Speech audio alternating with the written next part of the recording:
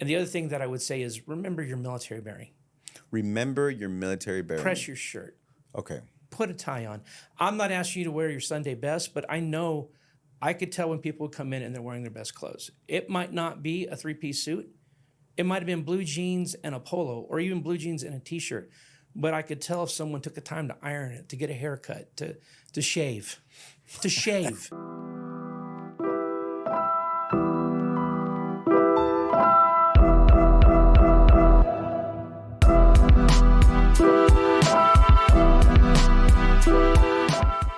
Hello, everybody. Good morning. Today, our special guest is Mr. Robert Park. Mr. Robert Park served in the military. He also was a Leo employee. So therefore, he's going to come out here and give us a lot of actual information on veterans. You know, what exactly do we need to go in there, and what should we keep in mind when applying or doing an actual resume for federal service. But before any further ado, I'm going to go ahead and introduce Mr. Robert Park. Sir, how you doing? I'm doing good. How are you? I'm better than I deserve. Thank you so much. Good. So thank you for coming on. One of the biggest reasons, of course, you know, you're a huge mentor of mine. And I do believe that people out there would highly benefit from hearing you speak. And of course, in many, many different types of, areas. I know, of course, today we're going to kind of focus in regards to your experience for federal workers. Before we start, can you tell the audience, you know, a little bit about you? Give us some of your actual background. You know, where did you grow up?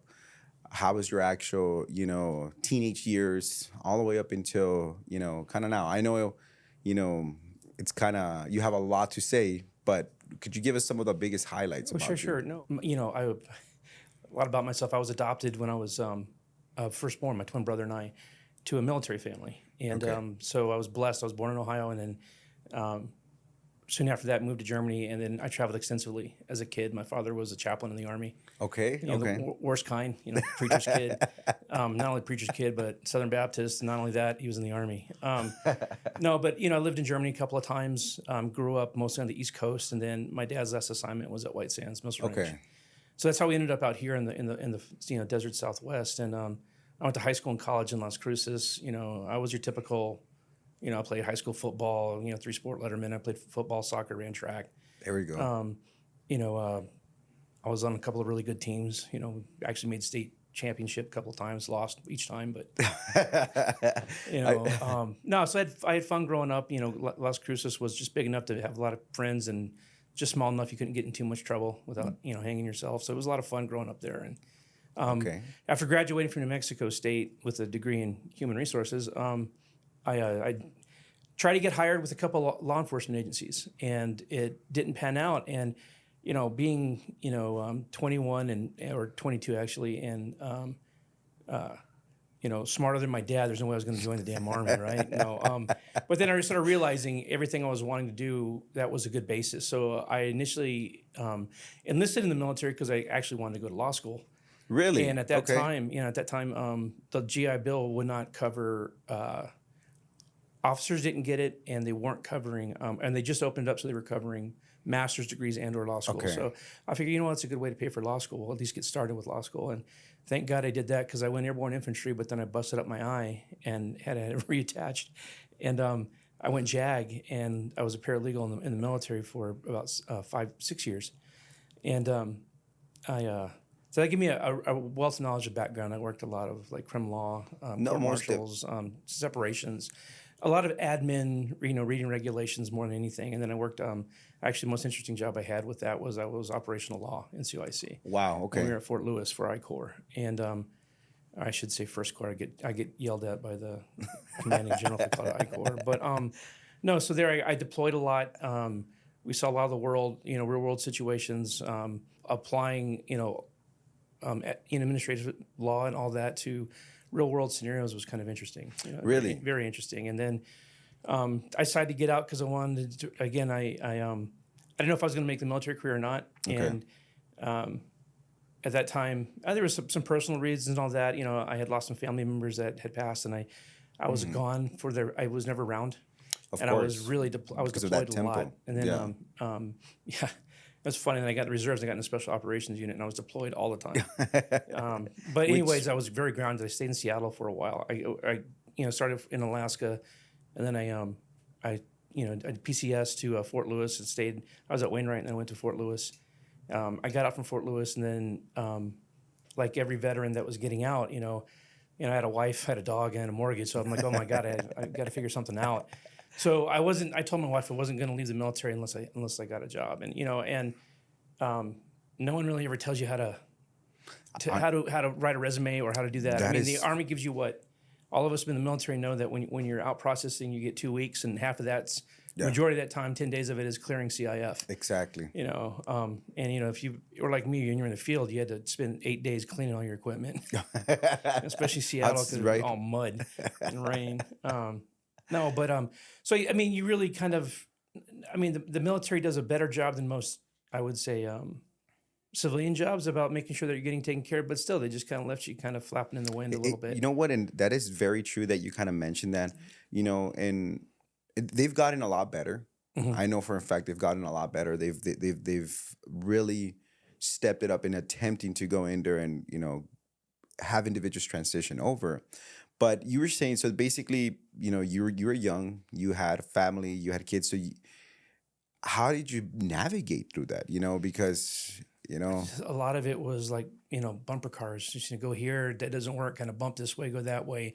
And it was more reaction than being proactive. It was more reactive than anything. So let's kind of, what would you say to those individuals that are in their 20s, they're getting out, when it feels like that, what would be the one thing that you would, if you could tell yourself, let's say if you would speak to yourself and, at that age when you were. Sometimes you have to disassociate yourself from yourself, and you have to look at it. A lot of us complain about the military, but the military does a lot of good things. One of the things is leadership, Exactly. automatically from the get-go. But the biggest thing I'm going to say, if you could live your life in a 5-paragraph order. There you go. Okay. And what I mean by that is that be prepared. Have your, know what your situation is. You could use SMEAC, 5-paragraph order, whatever you want to call it, but know what your mission is, know what your end goal is. Exactly. And prepare yourself. And then that's everything I will talk about. I mean, even like when you go for interviews, when you do this, prepare yourself. So know that, okay, my goal is to get out. Well, I can't just get out because I've got responsibility. I can't go home and live on the couch. Exactly. I'm not 18 anymore. So that means that you have to start looking at realistically where you can get hired. Okay. You can't just say, I'm going to go work for Microsoft. Yeah, like I'm gonna, especially in Seattle, everybody want to go work for Microsoft. Okay. Well, unless you're a graduate from Harvard or Yale, and you're some technical type, you're a computer engineer, it's almost difficult. OPM.gov is or USA Jobs, OPM.gov. USA Jobs is probably one of the biggest things. You can actually go in to USA Jobs, you set up your account. Just realize that, make sure that you've got the right email and the right phone number. That's how they get in touch with you. So therefore, so that's important, making sure you have a good point of contact. Make sure it's so now let's kind of, I still want to stay there because I see exactly what you're saying. Now, usually you're correct. You're about to go in there, and should people start looking at this 2 weeks out, 6 months out, a year out? What would be that? Thank you. Back when I started, good God, when I got out and you were applying for federal jobs, especially federal law enforcement, you actually had to go to like either the agency, the military does a good thing about having the job fairs on post. Yeah. But going to those agencies, and again, being realistic, I knew that, I'm colorblind. I've got some other stuff. So that it was kind of, so I know that was kind of some law enforcement agencies won't even consider you. You were realistic. Realistic too. I'm and again, back in the day when there was percentage hiring by your race and age and all that, I realized too that I'm a white male and I'm trying to get if I want to get in the FBI, well, I know I need at least a master's degree or a doctorate degree, and using some technical. Yeah. I didn't have those, so realistically, am I going to apply with the FBI? No, I'm not. But I looked at the U.S. Marshal Service, I looked at Federal Bureau of Prisons, Border Patrol, and I had secondary interviews with all of those. The two agencies that seemed to be that would have paid me the most, and then also gave me the opportunity for promotion and all that, and a career was the Bureau of Prisons, Federal Bureau of Prisons, and believe it or not, the Phoenix PD. Okay, really? And at that time, Phoenix PD was doing crazy recruiting, and I was actually hired and getting ready to go to the Phoenix Academy. And my wife woke up and said, I don't want to be a patrolman's wife. And I was just like, okay, Okay. Bureau of Yeah. Prisons, are you still? So that, I mean, it was kind of like a left turn at Albuquerque kind of thing. And, but no, it ended up working great because, the Federal Bureau of Prisons in itself, as you know, it's its own community in its own self, and they take care of their own first. So I was blessed and lucky enough to get into the Federal Bureau of Prisons, and I honestly would have never even thought about the Bureau of Prisons, but my father-in-law is a retired warden. Oh, wow. Okay. I did not know that. So that's how I'd heard about it, and I was not even going to. He had retired by the time I started, so Okay. I wasn't a net baby or anything. Okay. Yeah, But you actually had that. I would have never heard of. I would have No. never even thought of the Bureau of Prisons Wow. except for my father-in-law. He actually kind of gave me a wedgie and told me, I mean, why don't you put in with them? Because I honestly, I'm like, I don't want to work in a prison. Exactly. You Yeah. know, who wants to work in a prison? And I ended up doing 20 years in prison. No. I'm honestly, and I think a lot of individuals might have that, but in itself, it's an excellent career. I mean, No, it was long. I retired in 20 years. exactly. You know. And you got you actually have retirement. I mean, you Oh have no, I get a paycheck. you get a pension. and a 401k along with the paycheck, and I carried my my health insurance. You see, so life that's insurance and all that. Yeah. and I guess I would like to go in there because when you're young and you're getting out, you truly are not thinking about the future. No. You're bulletproof. And that's what I was trying to get to is that be prepared. So, and sorry, I got sidetracked. So No, it's perfectly when fine. I was getting out, I realized at 180 days, that's when you could. That would be a sweet spot right there. That is when you want to put in because, believe it or not, I'm the Army does it. I'm sure every other branch has their separations. You could do it early out or once in a lifetime job. Usually 30 days or 90 days out. Yeah, because you have the convalescent leave, you have You all have the leaves, other, all that, and then plus you have your leave too. So sometimes you can even combine that. I ended up just.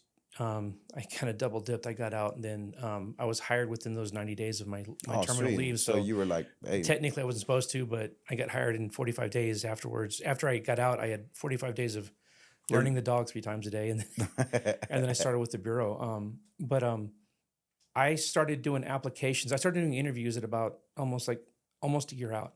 okay. And I started going to the job fairs on base and even off. And, in the Seattle area, there are several large universities, I don't need to name those, but I would go to those job fairs. And I was, like I said, it became a almost full-time / part-time job was trying to get that transition over. I mean, because if I had to, I would have pushed carts, at Albertsons or I would have worked at McDonald's. Yeah, you were gonna get in there and you were going to actually provide for your family. But I actually wanted a rear job / career.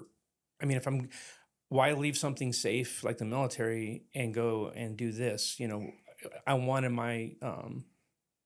I was working hard and my desire was to have the same standard of living that I had in the military that I did, because the military gives you it does. It truly life, does. You get paid first and the 15th. If you are single, you're going to be in the barracks. You could go to the DFAC and eat. Right. If you're married, they're going to give you housing. They're going to give you a stipend. So it makes sense what you're saying. And I like what you said. It's like, hey, if you're going to get out of the military, whether you did 20 or you're doing a 4-year stint, if you've decided to pull the trigger and basically, I'm kind of speaking to the audience, this is the advice that's coming from Mr. Mark. Start 180 days out. At least, and begin. And I think that a lot of individuals tend to kind of have issues because I kind of went through it. I want to get out. No, I don't want to get out. I want to get out. No, I don't want to get out.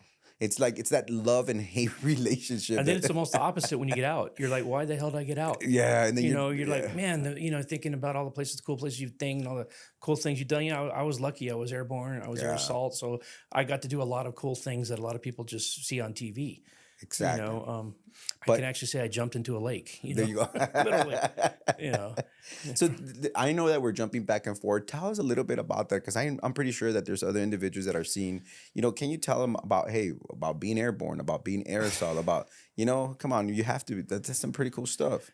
No, probably one of my biggest heroes in my life is my dad.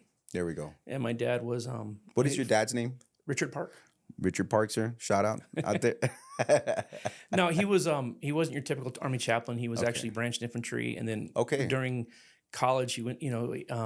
For his master's and doctorate degrees, he got his degrees in theology, and he He was a runner, so he He's still a runner, isn't he? From what I understand. 85 years old, and just did triathlon this last weekend. What? Yeah. I had back surgery and I quit. So I was like, yeah, 4 back surgeries later, I'm like, yeah, I'm not running anymore. And he's 85, still trucking. Still trucking. That's it's awesome. amazing. And with an artificial knee.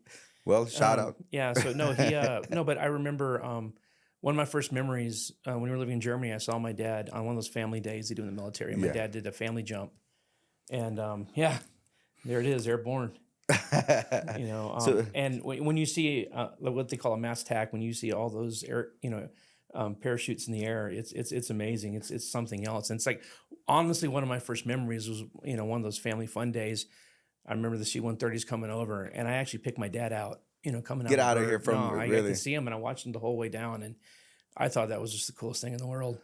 And so my whole life is, growing up on an Army base, I grew up in Fort Knox, and that was one of the places, and we did everything that you weren't supposed to. We go out to the ranges, and they have all these, signs or live ordnance, don't touch anything. And we're out there on our bikes trying to find the parachute flares, so we could get the parachutes, and then we would strap them to our back and run off the carports of our houses or the garage, and jump in the air, and then land. Sometimes break a bone or whatever. But oh yeah, the parachute helped. It didn't help. But so when I had the opportunity in college, I actually I went skydiving, checked that block, and bungee jumped first, and then started skydiving. Yes. And then of course, the military got me in by saying, "Hey, we'll let you jump out of planes too." And I was like, "Cool." You're like, they're gonna pay me to do that? Of course, in the Army takes the fun out of everything, right? Instead of jumping at 10,000 feet, 12,000 feet, you're jumping at 800 at dark. Quick. Sometimes I remember one time I had to jump without a reserve because we were jumping at 800 feet. So that usually we're jumping about 2,000, but you guys were. Oh yeah, you didn't have enough time to hit a reserve. So what would you tell an individual, young person wanting to go in there and say, hey man, I want to go out there, I want to join, and I want to go airborne, and I want to go air assault, because there's people out there that still want to go out there and they want to do this, they want to seek the truth, that thrill, they want to have fun. Well, I figured if I was going to be in the Army, I was going to be in the Army. There you go. And I wanted to do, I want to have good stories when I'm drinking beer. Yeah. And, but I figured too, the other thing was if I'm going to be in the Army, I want to be around, can I cuss or not cuss? No, I'll try not to. I want to be around the baddest dudes around, right? And I figured if I was going to go to combat, I want to be around, some of the toughest guys that were there, and the airborne Rangers, Special Forces, all those guys. I figured they knew what they were doing. There you go. I'm not saying that they're a step above, but when you do that, you think you're a step above. And sometimes attitude's everything. And the cool thing about being an airborne unit is it doesn't matter what your job is. When you're airborne, you're airborne. So when you land and you do whatever, like before I was infantry and then I went JAG, I was still infantry when I landed until you get situated. Exactly. And there were times when sometimes you had 5 people that you were landed with and you missed your rally point, but you know that your main mission was to go hold a traffic control point. Yeah. For 2 days or whatever. So you just Charlie Mike, you got to continue the mission. You got to go out and do whatever. Yes. And you do what you do, and that I love that thinking on the fly and relying on your confidence, relying on your training, relying on your friends, your comrades. That was just a cool part about it. It's a mindset more than it is jumping out airplanes, being airborne. And with that same mindset, that also means you have to kind of take care of yourself. You have to, because these type of actual schools, they make it challenging. It's not, you're just not gonna walk in there. No. The Army's kind of taking their pound of flesh because I joked about, but I know I've had 4 back surgeries and I have a wrecked ankle. I had a detached retina in my left eye. But my mom asked me this, if I would do it again, I would do it 10 times more. Yeah. If I knew I was going to be this hurt, I would have jumped 10 times more. Just because it's going to happen. And I was talking with my wife about this. I'm not angry or upset or anything like that. But the other thing that's blessed about being in the military and being a veteran is what other job pays you after you're done? Like let's say the VA. Yeah. Now it's been we were talking with a 14-year fight to get all of the benefits that I got, but again, a 5-paragraph order, keeping your exactly. At least knowing what the end point is that you want to reach, and know that. And okay, this didn't work. Let's readjust fire. Let's go back this way. And being flexible and resilient in a sense. I think that's what I mean. That's the gist of kind of what I'm getting. You have to be resilient, Yes. be forward thinker, kind of that. And be realistic and be prepared. I You know think what? those are two of the biggest things too, is to have a realistic view of what's going to happen And I and be like that. prepared. And honestly, I like that because sometimes we could go in there and our eyes could get bigger, Mhm. and usually when that happens, the fall is that much harder because, Oh, we all have an ego, exactly. and we all think that we're the most important person, That is very true. and sometimes you take a step back and hey, I'm one of whatever, Yeah. and that's it. And again, we were jumping back and forth, but getting out, being prepared. And I remember at like day 185 from me getting out. I mean, it's kind of like being in prison. You're counting the days to, Right. and Yeah. someone always told me, never count until it gets to double digits. Anything other than double digits is, and even then you don't want to wait till about 10. But no, I kind of counted out. I did the same thing when I retired, Really?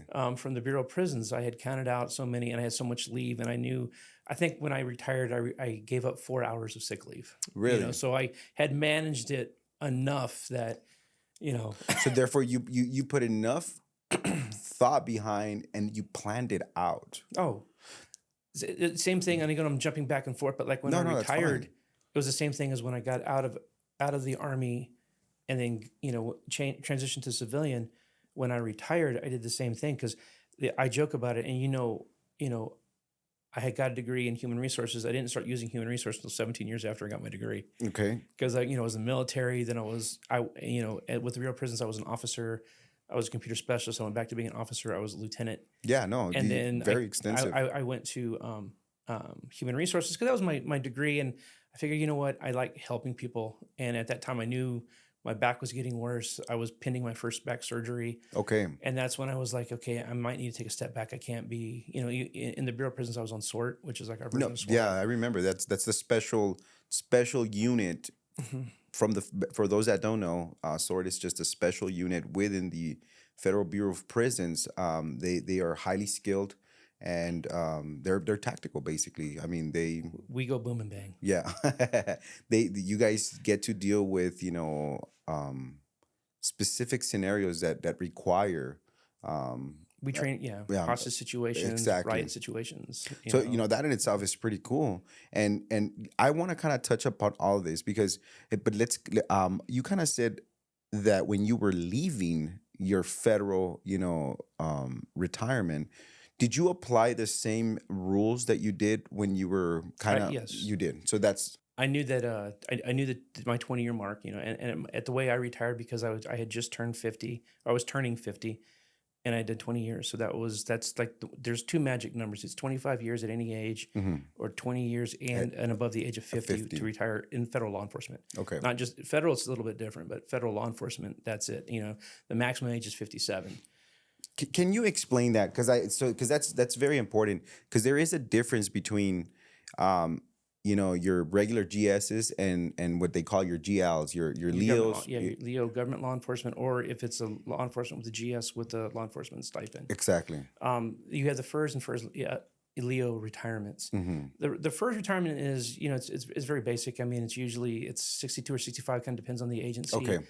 You're usually earning, sometimes in the probationary period, there's like 0.7%, but usually gets to 1% for every year that you work, that you get towards your retirement. It's a percentage of your high three that you high get. threes. Okay. Your high three salary. I'm sorry, I'm using terms that probably. No. That's perfectly fine. So that's for your GS, and then of course for law enforcement, you're in 1.7. 1.7. Yeah. Okay. So there is a reason to go U.S. Marshal Service, to go Border Patrol, which Border Patrol and, believe it or not, Customs used to not fall under FERS. Really? Until President Bush and DHS, and now Customs. Most of ICE is all now. They used to not fall under FERS retirement, but now they. Now they do. I think one of the only ones that doesn't is, and you would have to check. And again, that's one of those things I say you need to look into. You need to research who you're applying with when you're applying before, and the agencies and their benefits, because I think like Capitol Police or Federal Protective Service, FPS, they don't fall under law enforcement. Okay, wow. Okay, Yeah. so let's kind of stay there. We're kind of going to jump into the nitty gritty. So if we were to go in there and say, okay, we have this one subject that wants to go in there and he wants to join a career. He just got out of the military. The guy did not do what he was supposed to. He's now out of the military and he's about to go in there and he now wants a job. What would your recommendations like? And you just kind of said it. First and foremost, research what you want to get into. Mm-hmm. What are some of the things that you would recommend for individuals to kind of go in there and kind of look at? So let's say, hey, think about this. No, it's perfect. It's a really good question. USAjobs.gov Okay. will have. Can we bring it up, please? No, you just had it, but USA Jobs, you can set parameters on your profile. Okay. Like when you apply for jobs, you'll do job searches, and you can see there it says like searching for jobs. You can do keywords, you can do locations, and in those parameters, you can say I want I'm living in El Paso, Texas, so I'll look at anything within 500 miles, 500 or miles. 250 miles, or 50 miles, or El Paso only. You can do nationwide. I mean, you can set the parameters yourself. Okay. You can actually set the type of jobs that you want, and they'll bring those up. But again, that's when you got to be realistic. Okay. If it requires a master's degree, if it requires whatever, and you don't have that, then don't apply. Doesn't mean you can't eventually. It means go get your master's degree. Exactly. But if you're applying for that job, be realistic. Okay, and a lot of us we're either our worst enemy or we're our best friend, where we think too much of ourselves or we think too little of ourselves. We're not that even middle, like realistically, this is who we are, this is what we are. But the other thing is, don't sell yourself short. In the military, I mean, I've always talked to people, when you build your resume, yeah, you might have been an infantry platoon leader. So you're not just knocking down walls and clearing rooms and doing that. Well, you're a small group leader. Exactly. You have set up a training schedule. You have counseled soldiers if you've been anything above an E4. Okay. Even sometimes an E3. Okay. You've counseled soldiers. Usually, if my leaders always had me, like when I would show up, and they're kind of testing you when you first show up, but they had you run PT for 2 or 3 months or whatever. So you've developed a training curriculum, and you've done counseling. You have implemented new procedures. Break down your resume, and when you write your resume, I always hated when I was looking at resumes, and I got if I got a Stephen King, where I've got a guy that just kept writing. No offense, we all know John Cito. John Cito, I read the resume, I'm like, good Lord, John. The guy he wrote like everything. Bullet statements. Okay. Bullet direct statements. I did this. Things that would drive me nuts because I think is I have knowledge of. Don't use that. I have knowledge. I have knowledge of nuclear, reactors because I saw the movie China Syndrome when I was 8.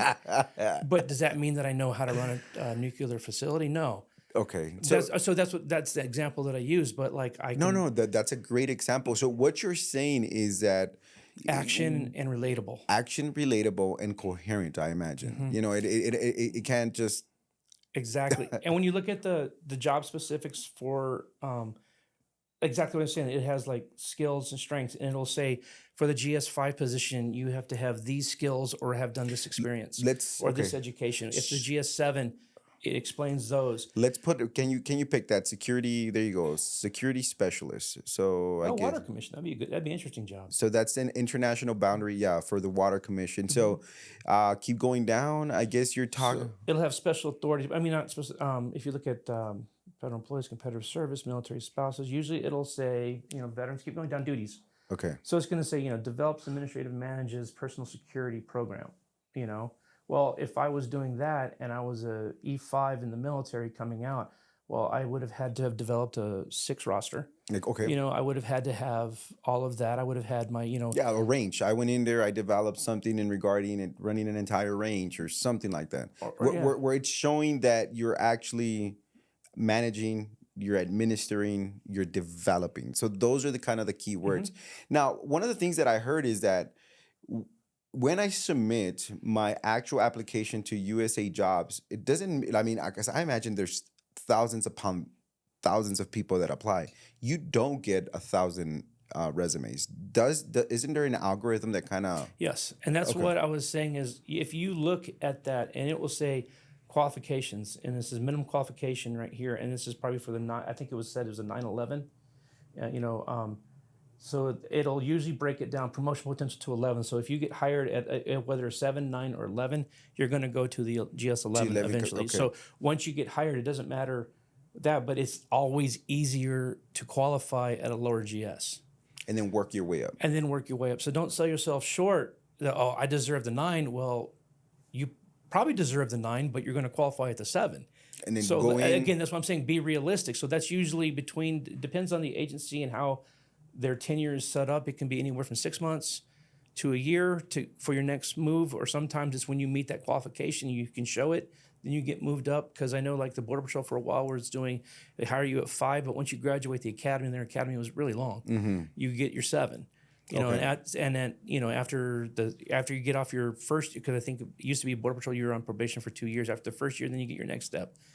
So that could have been if you got hired as a 5, then you went 7, and then you went 9. If they hired you at 7, then you went 9, then you got your 11. Okay. Because I think now it's journeyman 12 for Customs and Border Patrol, or is it journeyman 11? I don't remember. But So basically, what you're saying is that sometimes getting your foot in there is not a bad deal. that's half the battle. That's half of the battle. And education. The way that we look at education too is that 120 college credit hours constitutes a degree. It doesn't matter if you have a degree or not, but if you can show on your transcripts that you have 120 college hours, that constitutes an actual job. And you can actually combine work experience and education to meet qualifications. Really? Okay. So let's kind of there's so much here. There's so many stuff here that I know people would be very interested. How about we continue on the actual interviews? So let's say that the person went in there, they actually followed your advice. They actually used whatever is in the actual job description. It got through. You have it. You liked the actual resume. Now, let's kind of talk about the interview. What are some of your pet peeves, some of your advice, some of the things that you saw that you were like, don't do this? I mean, I'm pretty sure that you could, come up with so many different, scenarios. But what would be, let's start first. What would be, your number one advice? And then we could kind of start getting into like, hey, man, don't do this, don't do that. Okay. Number one advice, be prepared. Be prepared. Again, Okay. 5-paragraph order. Yes. Know what you're going into, know what position you're applying for. It's right there. If you've applied for it, you already have the basic information. Go in there, and then you can narrow it down. Okay. Like let's use correctional officer. Okay. Nationwide, we had 121 institutions. Yes. Okay. So, but I know that if I'm applying at La Tuna, if I'm applying at the Federal Correctional Institution La Tuna in Anthony, Texas, I'm going to go to the website. Okay. And I'm going to look up the website. I'm going to look at the number of inmates. I'm going to look at the staff. I'm going to look at the location. I'm going to, why are these it's a low facility, but why is this place so low? It's almost 100 years old. Wow, it's 100 years old. So there's got to be some structural situations and stuff like that. The reason why it's so low is because it's old. Technically it's not up to what used to be. It was originally a medium, if you remember correctly. Correct. From yeah. But because of the age, because of some of the stuff, it has downgraded its custody level. But you have to look at that and understand that. If I was applying with Customs or Border Patrol, I would look in the area. If I was in Brownsville, it's a different type of migrant that's coming through than El Paso. Makes than sense. is coming through Tijuana. Okay. And ask about that. Who am I dealing with? What am I dealing with? Am I dealing with mostly with Mexican immigrants? I'm just as an example. No. It makes perfect sense. Be prepared. That always blew me away when people would come in and they would ask me questions. Really? Because usually I would go in there and I would do that. And the other thing that I would say is remember your military bearing. Remember your military bearing. Press your shirt. Okay. Put a tie on. I'm not asking you to wear your Sunday best, but I know I could tell when people would come in and they're wearing their best clothes. It might not be a 3-piece suit. It might have been blue jeans and a polo, or even blue jeans and a T-shirt. But I could tell if someone took the time to iron it, to get a haircut, to shave. I mean, look at me now, but hey, You're retired. You could do it. to come in for an interview. One time, one that blew me away, we're talking about negatives because it stands out more than the rest. Well, no, let's jump back a little bit. You're like, I have several. No. I could always tell when a Marine came in for an interview. Really? I could always tell when Army came in for an interview. Okay. To an extent, I could tell military, but Army and Marine, just because I think we do boards more than the Air Force or the Okay. Navy. I'm not sure, but and I'm not slamming the Navy. No, and the not Air at all, Force. not at all. But what I'm saying Go is Army. airborne. But I could tell, specifically Marines, because Marines are sharp. You come in, Yeah. high and tight haircut, almost always pressed. You know, I would always say their clothes a little too tight, but they always wear their uniforms too tight. That's another No, story, right? That's another story. But no, they come in. Three bags full. They're they're sitting at attention. Yes. They almost at attention, and when they would talk, you know, sometimes a lot of the interview, about three quarters of it was me, and then the last part of the interview was a panel. But when it was a panel, I mean, I was always impressed because they'd always address the person that was talking to them, and they would look them in the eye, then they would go forward, and they there would you look, go. you know, and so they were very. I mean, when you remember your military bearing, it's impressive. Exactly. You know, and I remember when I came in, I was the same way. I mean, I actually went and bought a suit for my interview. Exactly. You know, but I'm not telling everybody to buy a suit. Sometimes, you know, wear your best. Exactly. Look presentable. Look presentable. Look clean cut. The one that blew me away was, and I remember this, of all things, he was a former Marine. Showed up with tennis shoes. He looked like he just cut the lawn in because they were all green and stained. He had a shirt that, you know, looked like he just pulled it out of the dirty hamper. You know, when he sat down at the table, he pushed himself arm length away and turned himself at like a 45 and was talking to me like this. And I was like, Wow. I stopped the interview. I walked out and I had him come out and I said, listen, man, let's start this again. You know, I'm not joking around here. I'm being professional. I expect you to Yeah. be professional. And I'm telling you right now, you're not impressive. And I was being honest with them. Yeah. I said, you come in here and I'm going to tell you. I'm going to do this. Either we're going to start this again, or I'm going to reschedule you and I want you to come back. Wow, Because- that's very gracious of you to do that. Because what you're doing now is, I don't know if you're checking the block and that mom told you to come do the interview because you can't be on the couch anymore or whatever, but this isn't cutting it. Wow. And he's, well, I'm a veteran. I'm a CPS vet. And I'm like, that doesn't mean I have to hire you. Exactly. That means you go to the top of the list, but that doesn't mean I have to hire you. Wow. So he kind of, yeah, I would not be feeling that. Kind of walked a little bit in there, little entitled, I guess. Yeah, I think somebody, and I had never seen that before, and I was taken aback by it. I was like, okay, this is kind of probably the worst interview, other than the time I had a guy that wanted to fight me because he got a general discharge, and he was What? Well, now you're gonna have to say that story.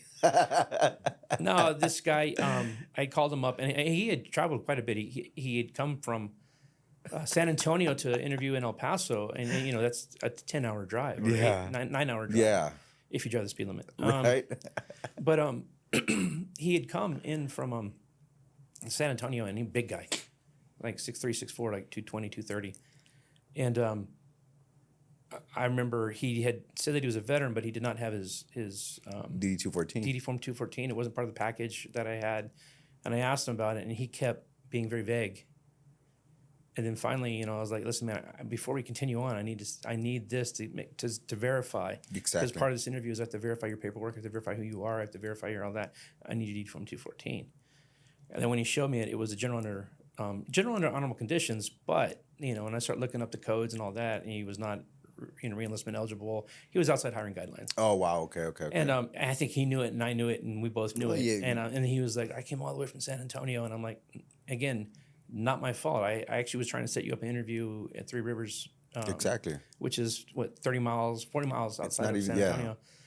And he's like, you were adamant about coming here. So, good for you. But at the same time, it's not my fault kind of thing. And then I remember he pushed the table up, stood up, and was trying to intimidate me. And I was like, problem with me is I meet him halfway. I was like, I don't care how big you are. I'll go toe to toe with you. I might lose, but you are gonna get a good scratches. Then you know you're in a fight. But, I mean, and then you're going to be assaulting a law enforcement officer on a law enforcement facility. So, yeah, smart. So no, anyways, that was kind of interesting. So I've had some that was one of 1,000 interviews that I've done, but some of them kind of blur together, but the ones that really stand out were always, and I'm going to be partial. I'm going to say the military. I mean, I don't think I had any interview that was ever as good as the military guys. Okay, there you go. And I say the Marines always stand out just because they are, they're gung ho and they're raw. And Army guys. And I mean, don't get me wrong. I had some really good Air Force guys, really good Navy interviews, but your military bearing says a lot, and how you present yourself, how they're prepared, the questions that they have, kind of understanding the bureaucratic system helps too. I mean, can you dive a little bit of specifically, because there might be people out there that they kind of don't they've never even touched anything, having to do with any type of government, agency. So can you kind of explain that the jargon of the bureaucracy? What? Everything that you do when you're hiring, I can't say we anymore because I'm retired, but it's all governed by the Office of Personnel Management, OPM. OPM sets Guidelines. and then the agencies and sub agencies and all that will actually, they can narrow it down focal to that specific job or whatever. What the requirements would be. What the requirements are, whether it's law enforcement, whether it's non-law enforcement, location, all of that is done by the agencies and the department, and then the agencies that are part of that department. So they can streamline the requirements and all of that. But it's basically, it's broken down pretty much that, veterans get hired over off the street. They have point preferences. They get point preferences. Okay. And that was one thing we wanted to talk about. We talked about this earlier. But so if you're a 30% veteran, 30% disabled or more, you're considered what's called a CPS vet. So therefore, basically, if you are receiving 30% VA, compensation, you are considered to 30% to 100% is a CPS vet. So it's all the same rate. Now, but Purple Hearts obviously get more. And then if you are their son or the spouse of a service member killed in combat. Okay. Gold Star family. Okay. Makes sense. And that was very rare. I mean, I don't think I ever interviewed anyone. I did have some Purple Hearts interviews, obviously with Afghanistan and Iraq. Okay. Some of our brethren that were and there. Those actually, if you do have a Purple Heart, so basically a Purple Heart is you were wounded in combat, and you received, So when you apply, let me kind of back a little bit. When you apply and you put all that information in, you research your job and you put all that stuff in. The hiring authority, with the Bureau of Prisons, it was the warden. With the Border Patrol and Customs agents, it's usually the like a sector chief. The sector chief that's involved. They will actually get a list. Okay. And not just a list; they get several lists of qualified applicants for the position. And it depends on how many that you're trying to fill. Okay. It was usually the list is 3 to 1, sometimes 5 to 1. So like if I want 15 jobs, I'm going to get 45 names. Makes sometimes sense. That way you have 60. That way they have where to pick from. Right. Okay. And in that list of qualified applicants, it's broken down. Excuse me, CPS, CP, TP, and then. Oh, wow. Civilian. So basically it's already kind of separated amongst the preference You get groups. a main list, and it's broken down, and then you can get another list that would actually be just only veterans. And it again, you get only CPS list or only a CP list or a TP. So CPS is 30% or more. A CP vet is basically 6 to 29. Well, you'll never get those numbers, but like you might be 10% or 20% or even 25%. I've even seen that. Okay. A disability, but you don't get 30%. So you're a CP vet. Okay. A TP vet, that sounds fun. It's not toilet paper, but it's is basically a veteran that has gone in and has done their time. Usually it used to be that it had to be in some type of conflict or anything like that or something going on. Makes sense. So like some type of contingency, some type of operation that was sanctioned by Congress. Okay. And when I initially was getting out, but then Kosovo and Bosnia and all that happened, I was going to be a veteran with no points. Because I wasn't even going to be. I was one of those weird veterans that was in for 2 or 3 years when nothing happened or nothing was going on for active duty. And I was like, wait a minute. So then my last 3 years, there was when Bosnia and Korea and all that was going on. Okay. And then they even started saying, well, look, we're still at war technically with North Korea because the armistice and all this other stuff. Yes. So then they're like, well, no, if you've got national defense and what is the two? Thanks for showing up. And thanks for being here. Ribbons. But it was a national defense and army service ribbon. Yeah. So if you had those, then you obviously got a 5%. So they adjusted fire with that. So everybody for a while is at least 99% of the time you're going to be a TP vet if you serve. Okay. So what that means is that you get hiring preference over a civilian. Okay. So therefore, this is something very cool. Individuals out there that are veterans understand that if you want to jump into an actual federal, employment. I'd imagine state is possibly the same. They give you some type No, of state reference. does. I know El Paso County PD, El Paso Sheriff's Department, they will actually give you almost one for one, just like we do. We buy back our military time. Oh wow, really? And they allow you to retire early, or they'll give you the benefits with El Paso, because I know El Paso County has to do that because there's so many federal agencies here in El Paso that if you did not do that, you wouldn't be competitive. Oh, okay, it kind of makes sense. So because this usually system- your state and local law enforcement will give Yeah. veteran preference for hiring. You have to check on that. Don't just say, Yeah, Robert no. Park said that they give me.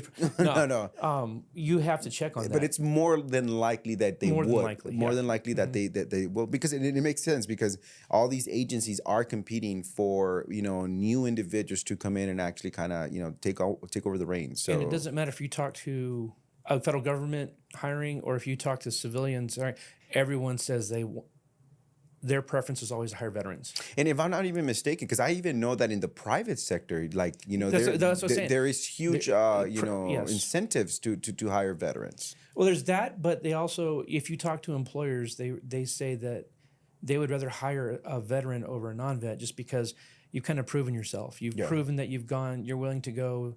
I mean, basic training sucks no matter what branch you go through. Right. Watch guard or fire guard duty sucks. Yeah. Deploying, it's fun at first, but then like you miss me. I miss family. funerals. I miss families. Yeah. I miss birthdays. I miss weddings. A lot of And you don't think about it until afterwards. And you're like, well, how come I'm not in that photo? Oh, that's right. I was in Thailand. Oh, wait. Well, I was in that photo. Oh, no, wait. I was over in here. the Philippines. Yeah. Oh, okay. I was in Japan. I was in Iraq. I was in Afghanistan. So that they know that you know how to handle stress too, because, Exactly. there is no overtime in the military. There's only the mission. There is no. I know. Now, let me ask you this questions in regards. So, they've gone in there, they've done the actual interview. What are some of the things that individuals, when starting an actual new career, what would be some of that advice that you would give them? Because how can I say, going from the military and jumping into a federal employment, a lot of us might think, well, I got this. I know this. I've been in the military. But then you get you start this new environment and it's different. It's a culture shock. It is. It truly is. What would be your advice to those individuals? Because I imagine that's regardless of wherever they start. Whether they were civilians or military. What would be your advice to them in order to secure and say, hey, you know what? Like you were able to retire. After all that time, and now you have a pension and. Well, I mean, retirement starts the day that you get hired. Your preparation. There you go. You're okay. And one of the things that we would run biannually is a report on the 401k of our employees. I was blown away when I would say, and I'm not exaggerating, half of the people we worked with at Latuna did not put into their 401k. And that's a third of your retirement. That's you, and that is so craziness. It's crazy because I have nice cars. I got a nice house, but I didn't have the nicest car in the parking lot. I didn't have that. I didn't go on the best vacations. I went on vacations. Don't get me wrong. I've had a good life, but I also realized too that this is going to end one day, and then so I actually had budgeted that about a third of my salary I put towards my retirement. Towards your retirement. I didn't have to, but I did, and that made I don't. I like to think I don't have to work. My house is paid off. My cars are paid off. It's not like I'm driving jalopies. No. Honestly, no. I mean, so let's kind of get into that mind frame. Why don't individuals kind of think about that? Like, what triggered you to, was it your family? Was it the influences around you? Yes, all of that. Okay.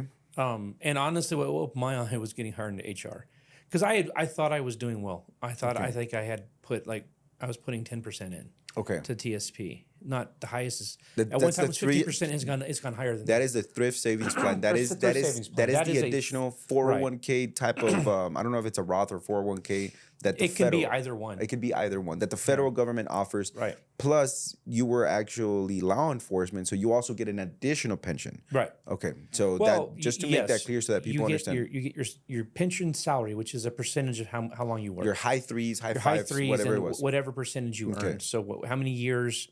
And usually, like if you did well and you had a very good evaluation, your QSI would also bump you up and all that.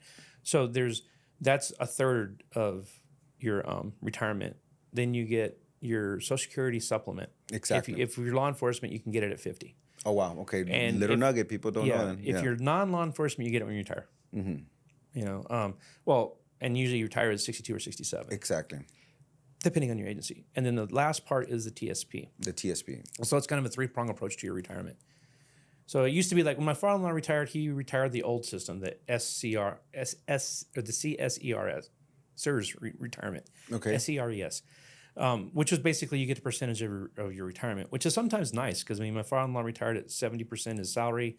Oh, wow. And So that's not that bad at all. You know, that's it. That's not bad at all. But you know, with us, it was more like you're looking at maybe 40%, 34 to 40% usually of your salary. Is Plus this your supplement. Is this adjusted, regularly? It is. Just like the So if there's an increase that Congress passes, then you get it too. You get it too. Okay, sweet. Okay, so then therefore, back onto the TSP. So you were saying that this is a three-legged stool type of approach Retirement, to your exactly. retirement. And your TSP is yours to invest and you manage it yourself. Or you can put into what's called the life funds, and the life funds, which is basically kind of like a money market mutual fund. Okay, which kind of makes sense. So I started work right now. I'm supposed to retire in 25. So the one in 2050, 2060 is already it's a set and forget type of deal. Right. Okay. Where they will look at investments and they invest for you, and they'll look at obviously the farther out, the more volatile they're going to look at because they're looking at the It's more returns. an aggressive so approach. you have more time to either Makes sense. recover or make money. And then the closer that you get, like if it starts by the time that you get to retirement, let's say that you're in the 2050 fund, like exactly, it's projected 10, 15, 20 years out funds. The closer you get to that retirement date, the more secure and the more stable those investments are. So you might not make as much, but you're not going to lose as much. Either. So therefore, if you're in those life funds. So is the thought process behind this that, hey, you just started your career. You don't have to think about it. You could be aggressive.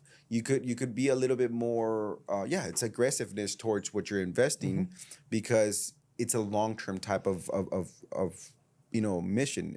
In other words, you are set to go in there and you could make up the loss in case there's a loss. Exactly. Or if you're savvy or you think you're savvy and you read Barron's and you read Wall Street Journal and you watch, and you're able.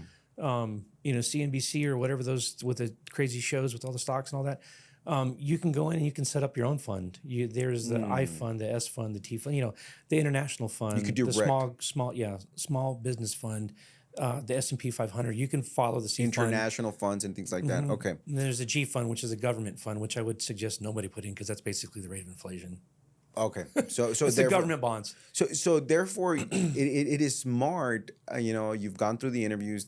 Kind of give them the nuggets on how to go in there and get the job. But it's smart to begin to think about your actual future. And why would you get a government job if you weren't?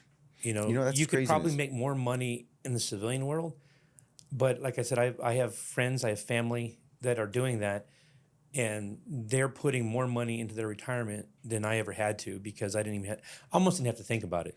Well, honestly, that is so great because I've even heard that there was an individual, I think we both mutually know. We don't have to say his name, but from what I heard is that he truly went in there and he invested. And the individual was a counselor in there, and I think he ended up with $800,000, $900,000 additional, from his retirement. Which I think later on, then he just basically turned it over into an annuity, and then now it's still making interest, and then he receives monthly additional payment. too. So why do you think most people don't? It's either procrastination, lack of knowledge. And I don't mean to sound mean with that. They just don't either understand or don't get it. The other thing too is, a bird in hand, a bird in the bush. Which one's better? So they're thinking the instant thing. I mean, how many guys that we work with had really nice sports cars? They had some really. I get these priorities. Yeah, I saw some of the fanciest lifted trucks I've ever seen in the parking lot. Going on trips to Fiji, going to the DR twice, 3 times a year. Those all-inclusive resorts in Mexico and the DR are amazing, but sometimes you got to prioritize that. I mean, going out to eat all the time. All the time. and I think sometimes I think the majority of it is just either you'll get to it tomorrow kind of mentality, the procrastination, or it's, I'm going to work to 57 anyways. Why am I going to do that? Well, what You happens got to at start 57? exactly. And how many? I know 3 right now, probably 5, honestly, that when they hit 57, they're in the parking lot the next day, and you're going like, dude, you don't work here anymore. They Isn't it? weren't prepared. Weren't ready. And honestly, I'm so glad that you're kind of talking about this, because everybody out there, and it doesn't matter whether you have a federal job or you don't, you need to start thinking, because even, when I finally understood what compound interest is and that it's truly You're making the beneficial. money on top of the money you just made. Exactly. So, and nothing's actually better than starting, the earlier you start, the better. And maybe at the very beginning you can't put that 10% in. Let's talk about the rule of 6. Every Exactly. 6 years, it's doubling. You see, but maybe Do the math. Exactly. So I think that's something that is a very huge advice. I'm kind of glad that you actually went in there and you mentioned that, because there's a lot of individuals that are kind of struggling, and they might be thinking that, hey, you know what, I'm just gonna bank on my Social Security. But what I've been noticing, a lot of individuals that are now in the older age, and I ask them how much, they're not making that much on Social Security, not to sustain the lifestyle that they were used to when they were working. That's the contrast. I mean, The only thing that kind of kicks you in the teeth a little bit when you retire is that that insurance doesn't get cheaper. So because you're paying. I mean, we're blessed being in the federal government, because we get really good rates on Compared matching with insurance. Okay. Whether you have Blue Cross Blue Shield, Aetna, GEHA, something. GEHA, by the way. I'm not condoning, or I'm not advertising for any. No, but what we're I'm saying speaking, is that you get, for my brothers that live in Chicago. One is a police officer and one is in private sector, and what they pay for insurance is twice what I pay. Honestly, and that's with the supplement that I get from the government. Wow. But the one thing that happens when you retire, you're still paying the same amount of money, but you're making, a third less, or 2/3 less, depending on that. I was blessed because my wife is also a retired federal worker, so she worked with us too. You know her. Most definitely. So that, if you have, a strong man has always got a stronger woman behind him, kind of thing. Amen. Come on, preacher, brother. And so, so it's nice. So I am a double income, government retiree, and my wife and I have still. In fact, we said it yesterday. I can't believe I get paid for basically walking the dogs. Hey man, come on, let's not knock it. That's not that easy, No, You have to go in I'm there just saying. But at the same time, I earned it. And, You one did. time, There you go. I was doing government. I was in the reserves. Yeah. So, and I had a pretty decent rank in the reserves. So that's like a full-time job in itself. Yeah. It wasn't just 1 weekend a month. 2 weekends a year, or 2 weeks a year. It was it was almost as consuming as the other job. Once you make the E7, E8, E9 kind of ranks, that it's a full-time job. So when the hard part for me, if you want to ask about the end game, was full stop. I mean, Okay. I was used to going 100 miles an hour, and then on at least every other weekend too. And then suddenly they both kind of came to an end at the same time, or very closely. And I was like, how are you? I lost my titles. I'm like, what the hell? I'm just Robert now. I don't have any fancy titles or anything after my name anymore. How have you adjusted into that? Because we're basically going through an entire cycle. I get up at 8 in the morning. That's sleeping. I don't have to get up at 5 in the morning anymore. But that's how I adjust. But personally, you as an individual, are you taking it graciously? Are you? I am. I've had some health challenges with my back. I can't run anymore. I'm not gonna. Well, we're not spring chickens no more. I'm gonna be honest with you. I never had to diet. So then next thing I know, I'm 80 pounds heavier than I used to ever been in my life. I mean, I look like I should be playing defensive tackle. And I'm not used to that, so I've had to take. I've taken some dietary classes now. Okay, good. I'm trying to take care of myself. I know it doesn't look like it, but I've lost 20 pounds in the last. Good, congratulations. So but those things, and I didn't realize it. And then I finally saw myself in the mirror, and I'm like, who's that dude? And I'm like, wait a minute, that's me. Isn't that wild? You just kind of close your eyes, open up again, and you're like, Where? especially after, I mean, let's be honest too. I retired right when COVID happened. So it was like I lost almost a year and a half. That's just kind of, you know, Yeah. I was blessed because I got to stay home and I didn't have to go to work. Didn't have that fearfulness Exactly. of COVID when that was going on, because it was really scary. You didn't know what was going on. I think we all kind of forgot about it, but it was scary. And Yeah, it I was was new. probably more scared about that than I was almost being in combat sometimes. Isn't that you know? wild? I mean, it's crazy. A little microscopic bug. But so I lost about a year, but I was retired, so it kind of blends in. I think it was so many Netflix shows I watched, and it took about a year to kind of develop a schedule to kind of figure it out and get comfortable with it. So let's kind of go in there because of course your situation is a little bit unique because you did leave while the whole COVID fiasco was going on, but how what would you tell, because you've basically explained it in snippets, like different pinpoints that I imagine thousands of people are going through now. We are in that part of the actual in that chapter of, okay, I'm retiring. Did you also, you've already done the process, you've retired, you're already on this other side. Do you still plan? Do you still use the same type of strategies that you used when you were joining the military? Do you? Oh yeah, I mean, I look at things out. Again, you have to be realistic. My wife and I love to travel. Okay. That's one of our passions. That we like to travel. I mean, gave my daughter the bug too. So we plan like that. We plan out. I'm 6 months, 1 year, 3 years out. Okay. Kind of thing when I'm planning trips and stuff. And we're planning. We promised when my daughter turns 21, we've already. It's kind of probably our last family vacation as parents and a daughter that we're planning to go to Australia. So wow, but that's 3 years out. So we've already started setting. And there you go. We actually have an account set up that we're putting money monthly into. You see, so that's so awesome. So people might say, well, wow, look, he spends all his time, but they don't like. And that's kind of why I wanted to bring you on, because you've always kind of had this mentality that it's okay to do things, even if you're gonna splurge, but plan it out. Save for it. I retired to enjoy life. I didn't retire to sit home and Netflix and chill all day. Be angry, sit in the front porch with a shotgun. Kind of what was that movie, Secondhand Lions, where the guys shooting guys coming to the house? No, I didn't want to do that. I wanted to. I was blessed that I had a position and a job where I was able to retire at a younger age. Exactly. Getting myself back into shape, but I want to go back to. I grew up in Europe, so my wife and I always have an argument. I want to go to New Zealand and Australia. She wants to go to Europe. Okay.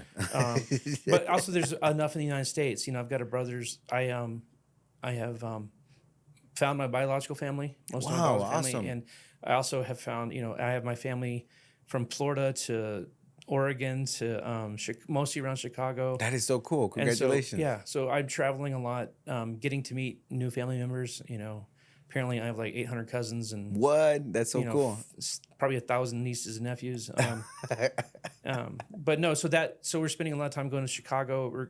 I've got family in Arizona, but most of my family is in Florida and in Georgia. So we travel a lot. And obviously my daughter was younger at the time, so we were doing the Disney World and we did most definitely, yeah, the whole family type of the family stuff. But now it's more of like the vacations to locations, Key West, I was laughing because you guys mentioned Florida Man today, and I'm like, that's probably my freaking cousin. That was kind of weird. The guy thought it was a pet dog. It was a crocodile though. That's wild. I've got those. My family's true Floridians. They're not transplant New Yorkers or anything like that. So they're like 4 generations deep, Central Florida. Wow.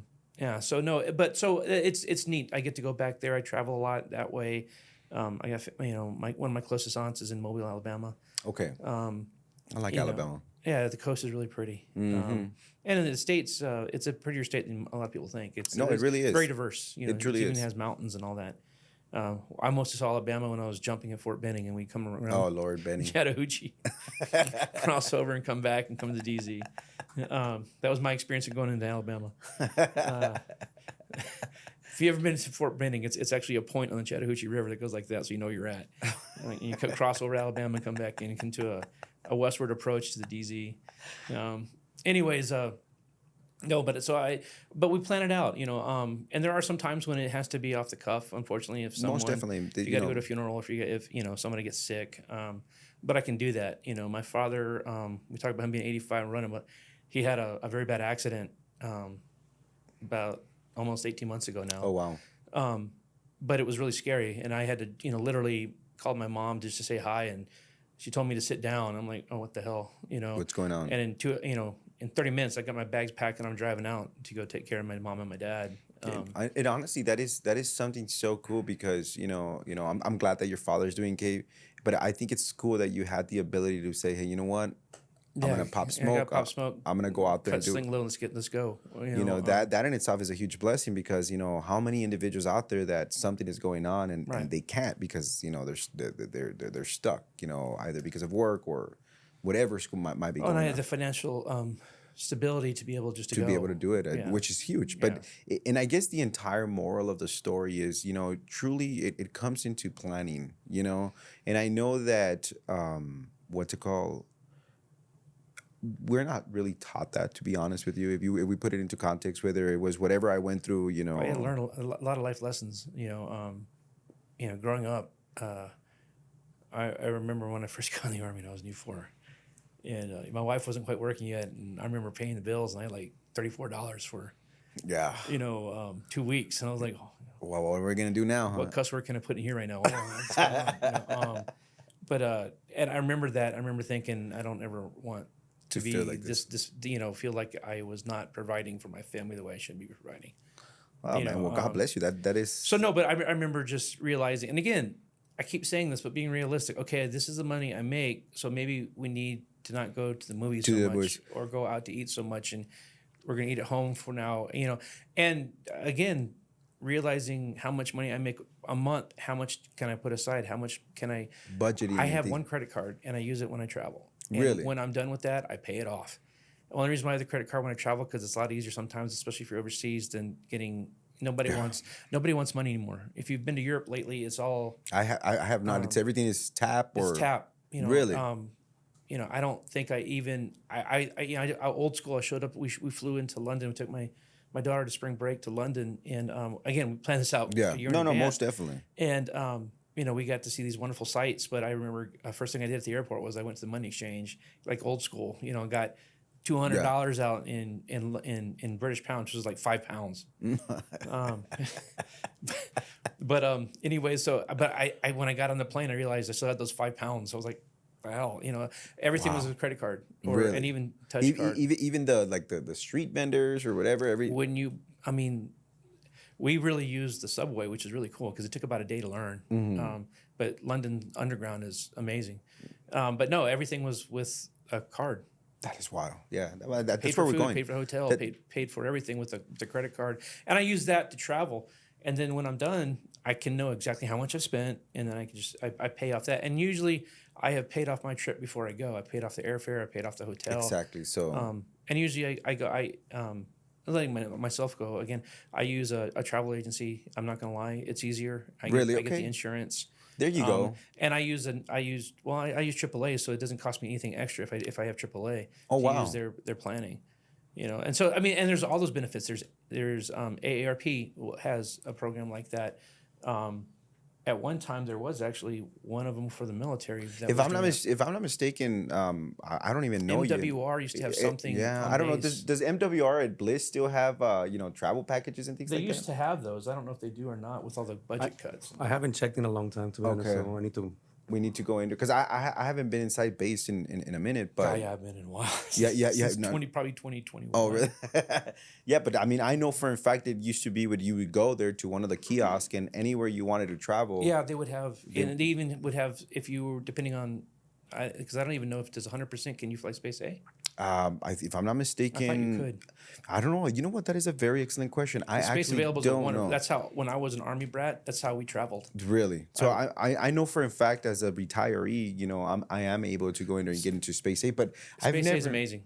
I've never. I don't know if you're at if you're a VA veteran at 100%, if they allow you. I'm gonna find that out for you. But if I was you, I'd look up. That's how I got home from Alaska to get married when I was. Oh, really? When I was in Europe as a kid, we traveled extensively, and my dad was a marathon runner, so we went to Greece 3 times to run the marathon. Oh, wow. From Marathon to Athens. Really? That my dad did that like 3 years in a row. Wow. And then, but we flew to Spain, we flew to England, we went to the Canary Islands. We went to Crete. Wow. We went all over Europe. Space A.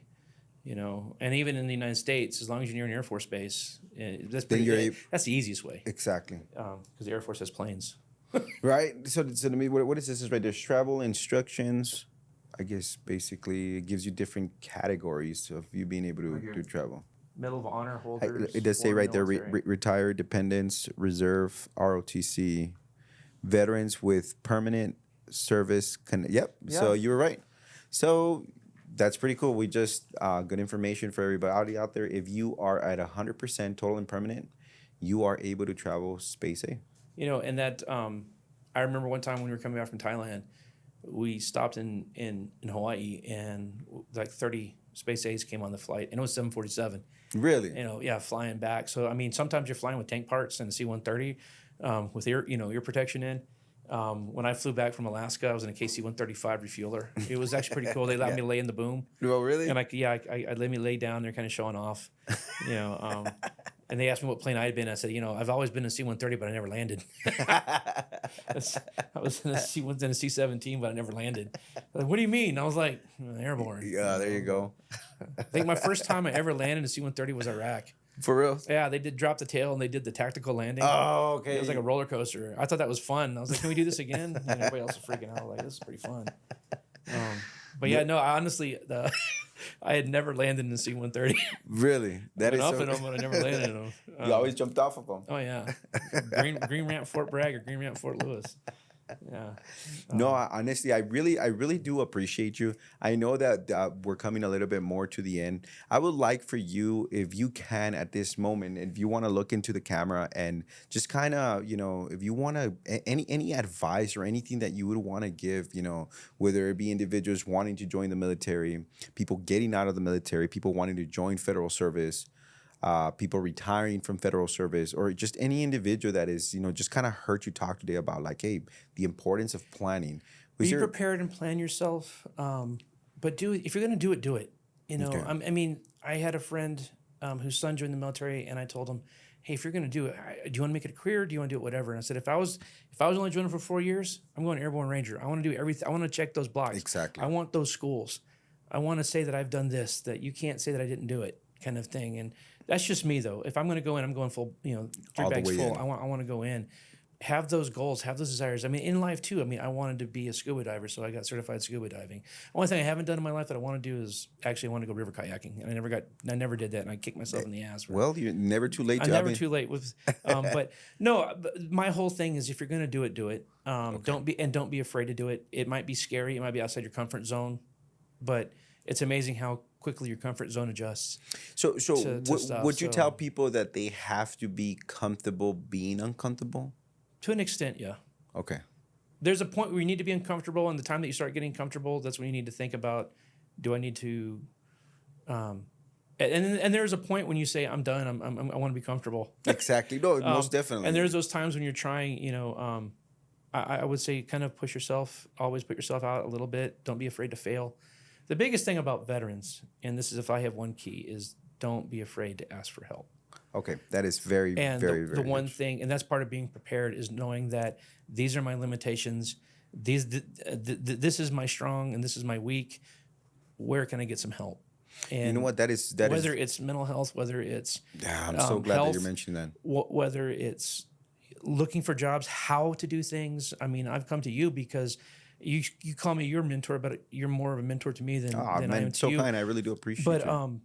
okay, now I got this. Okay, what do I do with it? I don't know where to go from here. Okay. And that's where I come to you and I ask, okay, you've done this. You've walked this ground before. I got your 6, lead the way kind of thing. I need help here. And that's being able to say, I need help here. And being able to ask for that and not being afraid. It's not going to make you less of a man or more of a man. Yeah, you have to be humble enough. You know what to say? Thank you for saying that. Honestly, that is super honorable because, individuals, you're not out there. You're not alone. Mm-hmm. Ask for help, and I think I think you're 100% correct. I think that many of the times the biggest issue that gets in front of us veterans is that I'll figure it out. And you just. And I spun my wheels for 12 years till I met you. And then we got this going. And you even pointed me in some of the right direction and you rolled your eyes when I used the other people. It came back, circled back to you. But no, and being able to ask for help and being able to do that because I think I've told you I'm like one of your biggest recruiters. Oh, every time I'm really at the VA and someone asks, I said, "Let me tell you, Warrior Allegiance." And then even I was, buying my wife a gift at a jewelry store, and I kind of know the staff there, and the lady I don't buy a lot of stuff there, but I try to take care of my wife every now and then. Oh, hey, that's good. Hey, happy wife, happy life, man. So I'm I have to hide it because she always looks at the credit cards or debit cards. So I have to kind of hide how I'm doing this. So they kind of work with me. But she said that her husband is, he got out and he's got a bum knee and he was in the Navy and all that. I'm like, well, I gave him your number. You're so kind. Well, I'm like, it's being able to ask for help. Because I try to do it myself, when my twin brother needed a lot of help, I'm the one that took him to the VA, and we started the process there, and then we kind of floundered around for about 4 or 5 years, trying to, being angry, being upset, kind of like, thinking that I'm getting disrespected. Exactly. And then not being able to know where to go, and then going to agencies that would try to help, or they say they're going to help and they don't, or they basically help and then okay, that's all you got, you can leave now, kind of thing. Yeah. But being able, but then also being understanding that it doesn't end there. Being able to know when to fight, when not to fight, But the biggest thing is to ask for help. Ask for help. Honestly, I'm so glad that you Prepared said that. And help. Honestly, prepare and ask for help, and you have to because we're not meant to be just lone islands. We're meant to go out there and actually work together. And individuals, and I'm so glad that you mentioned that because even me, running through this actual couple of weeks, individuals that go in there and they commit suicide, and things as such. It's just being part of this actual world. It becomes something that it's so frequent. It's so frequent, right. And it's just so unnecessary. And I think you hit it there. Is ask for help. Understand that you don't have to do everything yourself. You don't and you might reach out. You might not make your mark, but you're not a failure. And I'm so glad that we're kind of ending the note with this. And individuals, just can you please repeat what you just said, that you're not a mark? Well, if you don't meet your mark or your mission or whatever, you're not a failure. Exactly. But the other thing you got to remember: were you ever on a mission by yourself? Never. You had a fire team with you at a minimum. Exactly. So why wouldn't you not have a fire team when you do something else? Words. And again, wisdom. I'm not trying to sound like I'm Joe Badass military, whatever. No, but it's the truth. But if you think we were trained to always 3 to 5 man groups, 5 to 15 man groups, exactly. Why don't we help ourselves that way? You know what? I think that in itself is something so, and I even got the chills. That's very true. Why don't we go in there and we actually go about the way that they really trained us? They never went in there and told us, hey, go out there and here you go, Rambo, go save the world. Right. It never worked like that. It was an entire group. There was people behind you, people in front of you, people besides you that were actually helping you accomplish that overall goal. So individuals, if you feel alone, I like it, be honest. If you need help, go ask. You never do things alone. Go find your fire team. Yeah, go find your fire team. I love it. Honestly, I really do appreciate you. This was very fun. Like I said, I hope that you guys out there really go out there and enjoy. If you have any questions, just go ahead and direct message us. We'll relate it to Mr. Park. Any questions that you might have, he's a great mentor. We truly want to thank you for being on the actual show. I appreciate truly do appreciate you. So, guys, thank you, and until next time.